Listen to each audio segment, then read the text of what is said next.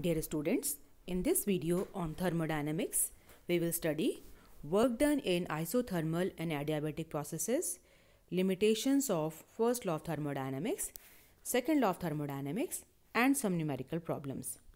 So let us begin with work done in isothermal process.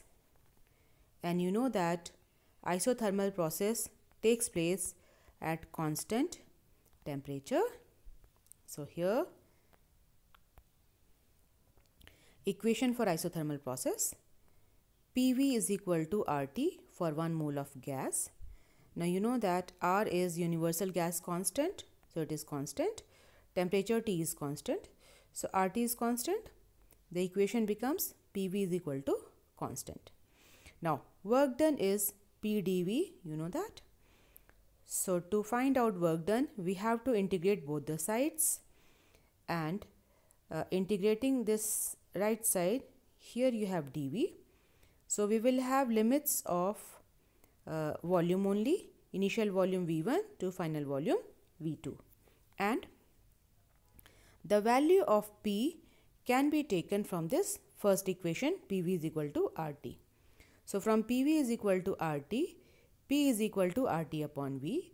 So in place of P, we can put RT upon V, and now work done becomes integration from V1 to V2, RT upon V dV, and RT is constant, so we can take it out, and inside this integral sign we have 1 upon V dV.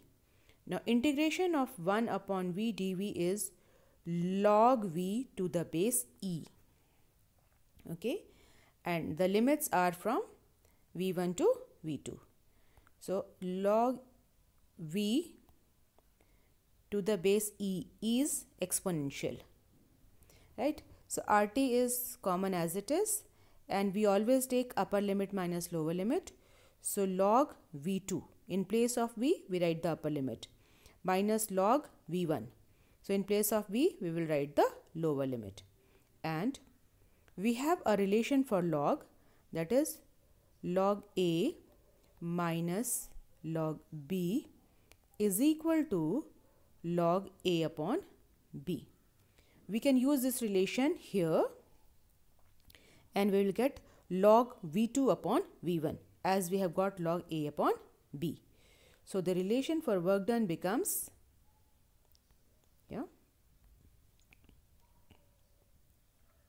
work done is RT log V2 upon V1 to the base E for 1 mole of gas.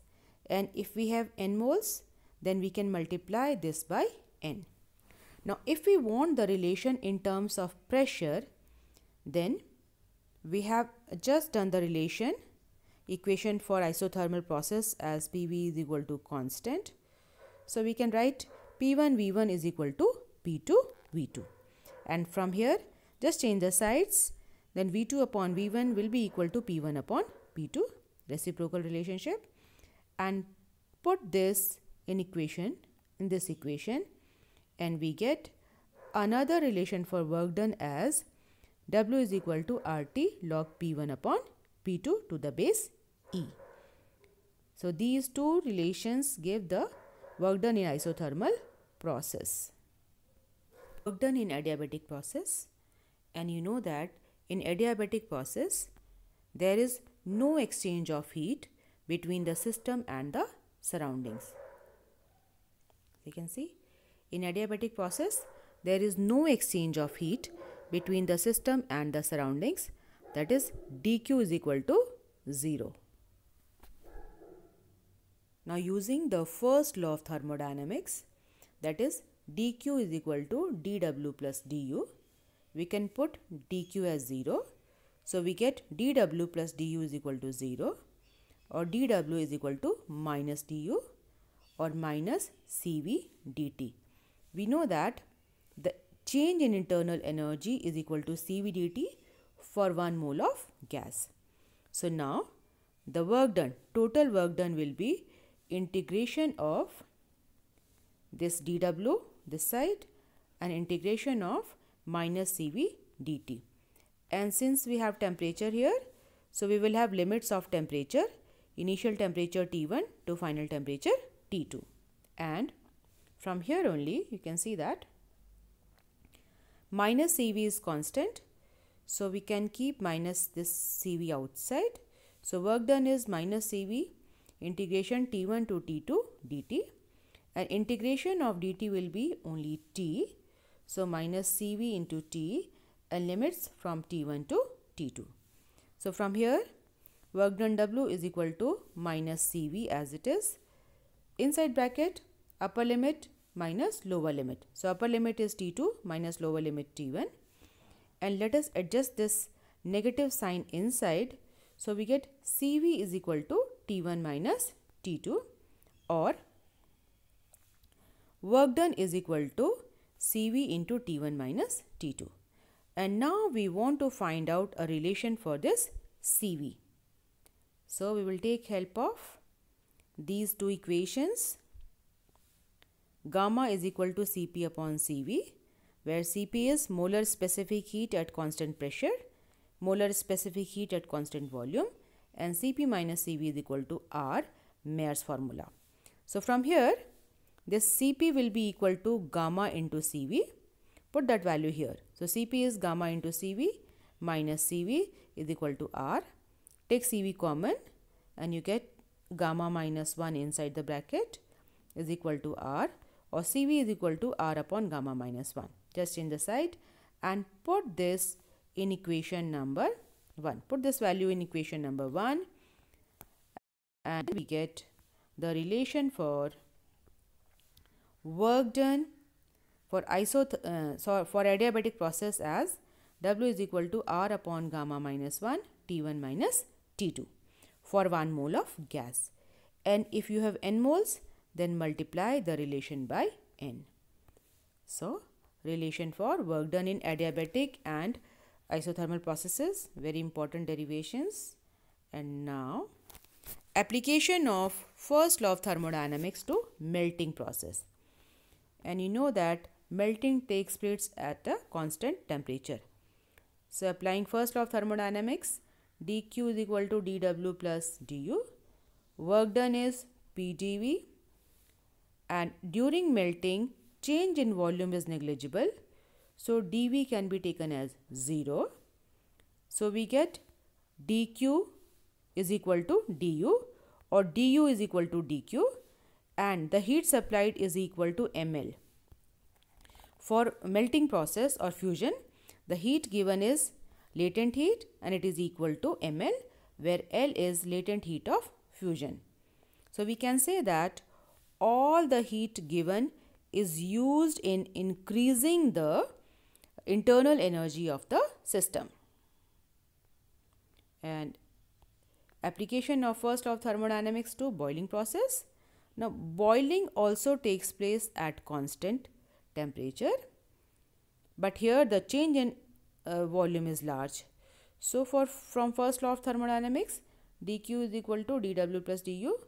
The dq will be work done p dv plus du. Here dv is very large. So during boiling the change in volume is large and heat supplied is equal to ml. ml because it is taking place at a constant temperature and it is latent heat. So L is latent heat of vaporization. So ml is equal to p dv plus du. And let us do a numerical problem based on it. Simple problem. 500 gram of pure ice melts completely at standard pressure. Calculate the change in its internal energy. Latent heat of fusion is 80 calorie per gram. This is given to you, and from here mass of ice is 500 gram or 0.5 kilogram. Latent heat of fusion is 80 calorie per gram or 80 into 4200 joule per kg. From first law of thermodynamics, dq is dw plus du, and this work done is pdv, dv is 0. So change in internal energy is equal to ml. We just did it and we can put the values. So change in internal energy is m, 0.5 kilogram, into L. L is 80 into 4200 and this whole thing will be in joule. So change in internal energy is multiply, we get this, and this change is positive, so it is increase in internal energy. So 1.68 into 10 to the power 5 joule. Very easy problem. And another problem here, 1 cc or 1 cubic centimeter of water at 100 degrees Celsius becomes 1671 cubic centimeter cc of steam at normal pressure. Now when 200 gram of water is completely converted to steam, what will be the change in its internal energy? The latent heat of vaporization is 2.25 into 10 to the power 6 joule per kilogram and 1 atmospheric pressure is 10 to the power 5 Pascal. And again we are going to use this first law of thermodynamics. So dq is equal to dw plus du and work done is pdv. I want to find out du, so just change the sides. So du is ml in minus pdv. Now mass is 200 gram or 0.2 kilogram. Volume of 200 gram water will be equal to 200 cc cubic centimeter and 1 cubic centimeter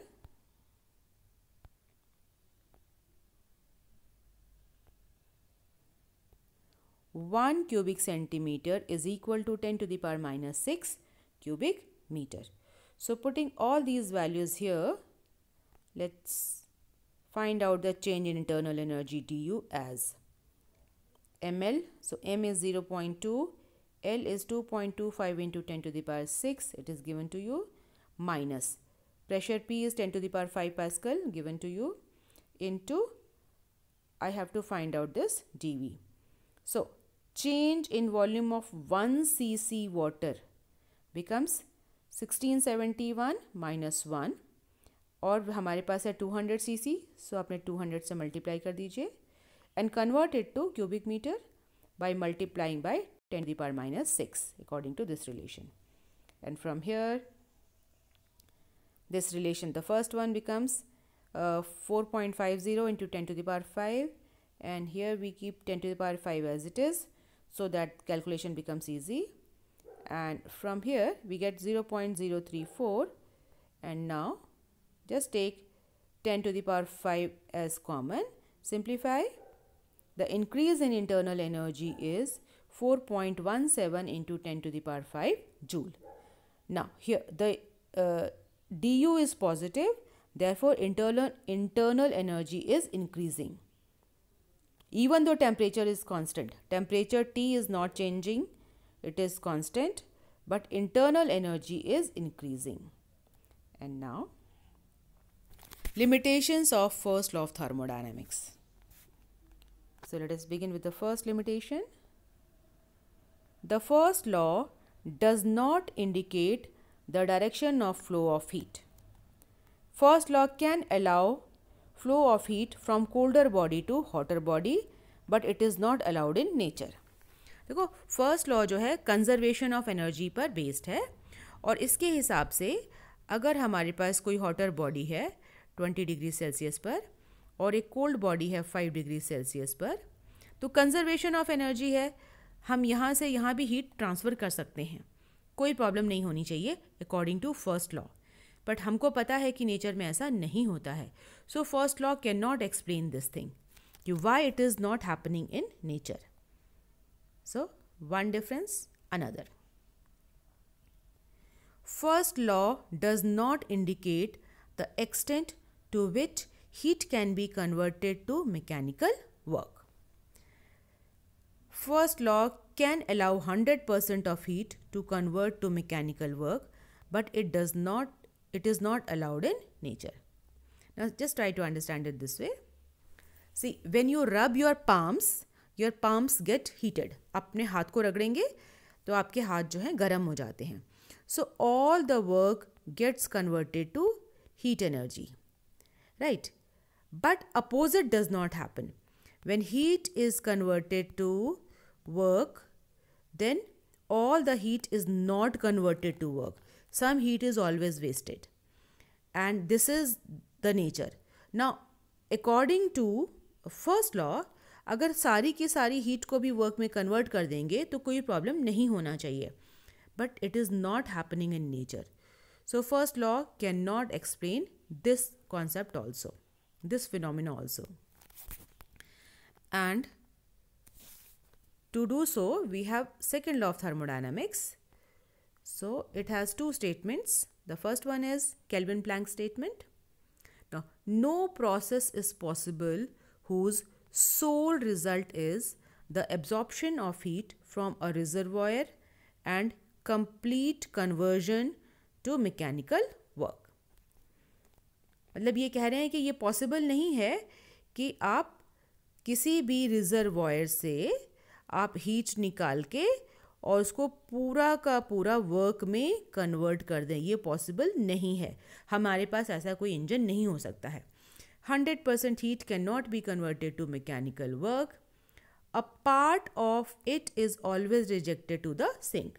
इस heat का कुछ part sink को या surrounding को हमेशा ही reject होगा. No engine can have 100% efficiency. 100% efficiency वाला इंजन पॉसिबल नहीं है, because nature does not allow it. And let us look at the second statement, Clausius statement. Now, no process is possible whose sole result is transfer of heat from a colder body to a hotter body. हम ऐसी कोई process को नहीं जानते हैं जिसमें कि colder body से हॉटर बॉडी में हीट अपने आप ट्रांसफ़र हो जाए. ऐसी कोई भी प्रोसेस नहीं है जिसमें कि कोल्ड बॉडी अपने आप हीट हॉटर बॉडी को दे दे. नेचर में हमेशा हॉटर बॉडी से कोल्डर बॉडी में हीट फ्लो होती है. So this happens in a refrigerator. ये हमारे फ्रिज में होता है. और रेफ्रिजरेटर में कैसे होता है? जब यहाँ पर एक्सटर्नल कंप्रेसर वर्क कर रहा होता है. So some external work has to be performed on the system to do so, and as it is done by a compressor. So this is explaining the working of a fridge.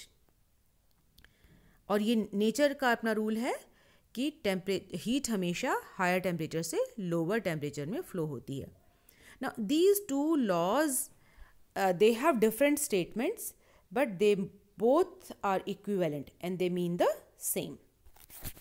And now, reversible process.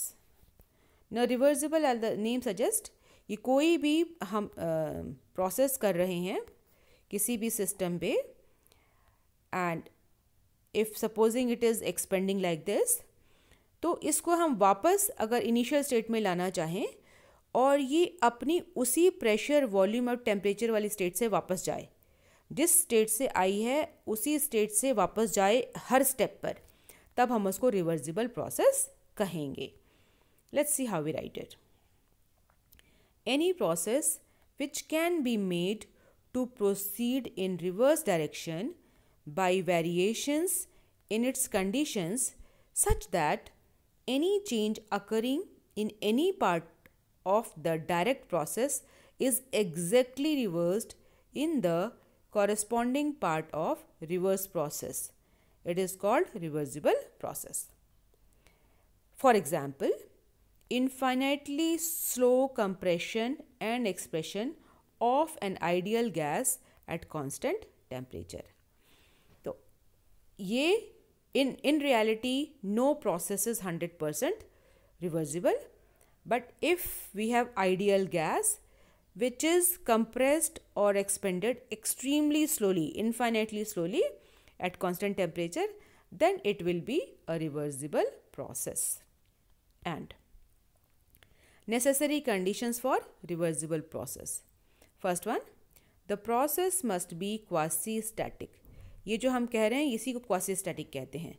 Infinitely slow so that the system remains in thermal and mechanical equilibrium with the surroundings. Means process इतना slow हो, compression और expansion इतना slow हो कि हमारा surrounding के साथ heat का exchange होता रहे और temperature constant बना रहे. And the second one is the dissipative forces such as viscosity and friction or inelasticity are absent. अगर dissipative forces होंगे, friction और viscosity जैसे होंगे, तब ये possible नहीं है. And irreversible process. So all the processes are basically irreversible processes. Any process which cannot be retraced in reverse direction exactly is called irreversible process. हर एक process में थोड़ा सा energy loss होगा due to friction and viscosity. So सभी process irreversible होते हैं. For example, diffusion of gases, rusting of iron, sudden expansion and contraction of gases. So these are definitions of irreversible and reversible process. And with this, I come to the end of this unit. Thank you for watching it.